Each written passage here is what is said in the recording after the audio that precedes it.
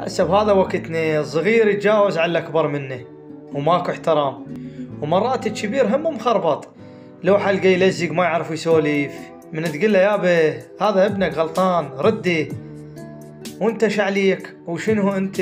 مو هذا ابنك باكر عقبه يطلع سلبياته عليك مرجعه، مو الله سبحانه وتعالى يقول قفوهم فهم مسؤولون، كل واحد مسؤول على رعيته، هو رعيته من هو؟ انت هسه الابو مسؤول على ابنائك، تربيهم تربيه صحيحه، تعلمهم على الاخلاق، على المبادئ، على الاحترام، يحترم اكبر منه، يحترم عمه، يحترم خاله، يحترم جاره.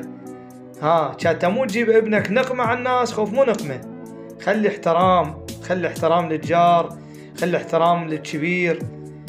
والله العظيم هذا الوقت كلش تعبان وخربان، خلي واحد يربي نفسه مو يربي الآخرين، خلي يربي نفسه، لو كل واحد يكض أولاده ويربيهم ويربي نفسه تصير الأمور طبيعية، بس كل واحد مخربط، البعض وليس الكل، على الناس البعض ناسك وبيها مخربطة، حتى حكي ما يعرف يسولف، من السولف وياه ما يعرف يسولف، هي هيك يا عمي، غير الحكي ياخذ وعطى، عدل المنطق، الإمام علي عليه السلام يقول بعدل المنطق يوجب الجلالة، ما مضمون الرواية، يخلي كل واحد عنده أخلاق، يخلي عنده تعامل بين الناس، تعامل حلو، من السولف ويا شخص اعرف ذب الكلمة عدل، لا ظل تشفص بيه.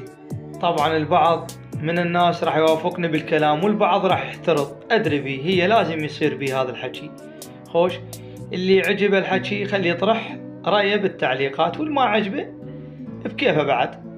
تحياتي لكم.